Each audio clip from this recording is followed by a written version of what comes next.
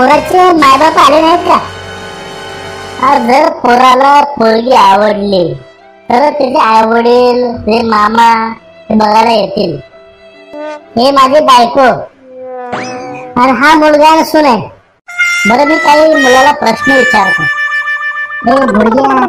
कुठले प्रश्न विचारणार आहे आता?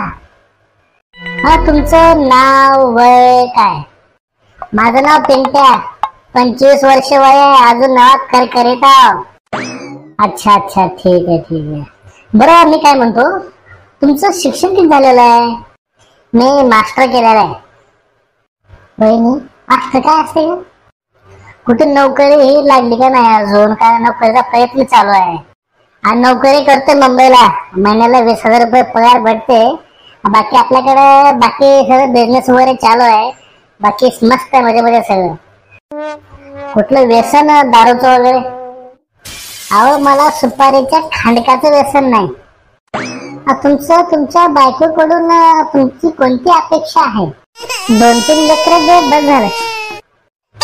अहो, तुम्हाला 20,000 पगार आहे, माझ्या पोरीचा खर्चच आहे तेवढा महिन्याचा. तुमची काय पोरगी सोन्याची अंडे खाते का? तुम्हाला भांडे घासता येतात का? भांड्याचा अनुभव काय नाही, पण शिकतो हळूहळू. माझ्या संग तुम्हाला लग्न करायचं असेल तर धुणे भांडी करता आले पाहिजेत आणि स्वयंपाक सुद्धा करता आला पाहिजे.